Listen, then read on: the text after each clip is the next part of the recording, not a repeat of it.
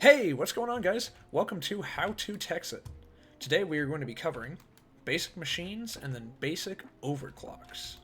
So when you have your power generation set up from watching the How to Basic Power video, and you have your storage unit, you have your transformers, and you are ready to build your machines. You're ready to put all this power to action. So your most basic things that you're going to make is an electric furnace, a macerator, an extractor, and a compressor. The way to make an electric furnace is take an iron furnace, put a electronic circuit above it, 2 redstone. Iron furnace is just normal furnace plus 5 pieces of iron, or you can do the 8 iron, but it's much cheaper just do it the regular furnace than 5 pieces of iron. The macerator is going to be either 7 pieces of steel, a stone macerator, and a electronic circuit, or 3 pieces of flint, machine block, and an electric circuit. Now, this way is cheaper if you already have a macerator. And then you have your extractor. Your extractor is going to be 4 tree taps, a machine block, and an electronic circuit. Your tree taps, 5 pieces of wood in the shape of a gun. Your machine block, 8 pieces of steel. And your electric circuit is going to be the 6 cables, 2 redstone, 1 piece of steel in the middle. Then we have our final machine, which is the compressor. The compressor is going to take any kind of stone, not cobblestone though, it has to be cooked, refined stone, a machine block, and an electronic circuit. Easy peasy. So, some of the things to use these things for is you have your electronic furnace, you want to smelt stuff, doesn't use coal, just uses your power, and it's a little bit faster than a normal furnace. Same thing with the macerator, you want to make double your ore, you put your stuff in there, it'll slowly go through, and you'll get 4 iron from these 2 pieces of iron ore. Or 4 iron dust, I should say. Your extractor, your most common things you're going to use it for is sticky resin.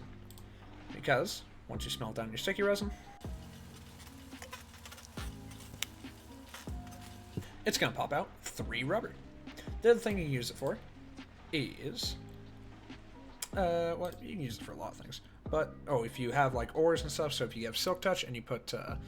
diamond ore in there, or if you put coal and ore in there, you can get almost triple what you normally get from a normal drop. Your other thing is a compressor. So, let's say you're going to put some sticky resin in there. Now, you've made pipe sealant, which then you'll use for buildcraft and for making fluid pipes and all that fun stuff. Now, these machines are slow. Do you like to live life on the edge? Do you like things to go faster? Me too. So, because these machines are so slow, we're going to speed them up by making overclock upgrades and energy storage upgrades.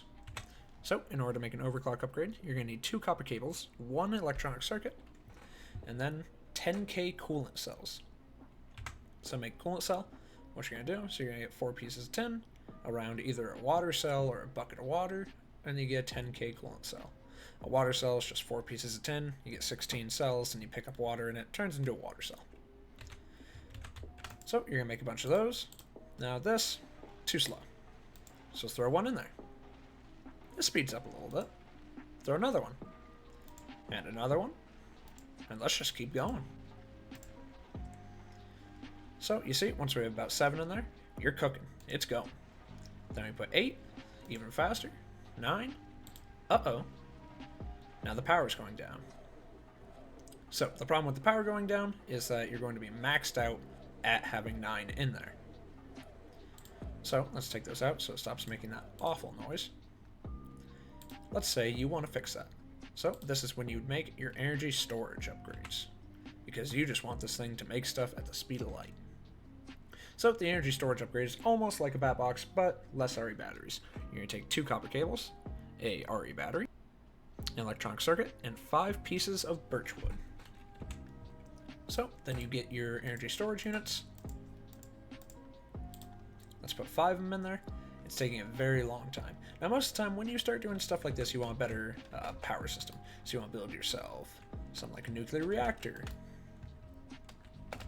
But you can also do this on your most basic power system too. So now let's put the 9 overclock upgrades that we had in before. Throw our iron back in. And you're cooking. It's not going down nearly as fast. Eventually will it deplete? Absolutely. But for now, let's keep adding. So you can see once you get plenty of energy storage units in there, and then you have a better source of power, then you can make stuff faster than anything. And you can do that with anything, with any kind of machine that's here. It's just all these slots, you can stack them. You can just place them in any slot. It doesn't really matter. It's a very forgiving system, and you can abuse it as much as you want. So yeah, that is basic machinery and basic overclock upgrades. Thanks for watching. Don't forget to subscribe. Hey guys, so I did just want to add in one more thing that I kind of forgot to talk about while I was doing the overclocking upgrades, but when you have all of these overclock upgrades in here, so most of the time you're just doing a maximum of 8, because even if you have a better power source, it doesn't really matter how many energy storage units you have. I mean, I'm sure if you put 64 energy storage units in, and then you put 64 overclock upgrades in, then it will still drain all the power in the machine, but there's no way to kind of equal it out to where you can always have 64 in there. You can just turn the machine on for 2 seconds and get a bunch of stuff and then turn it off again.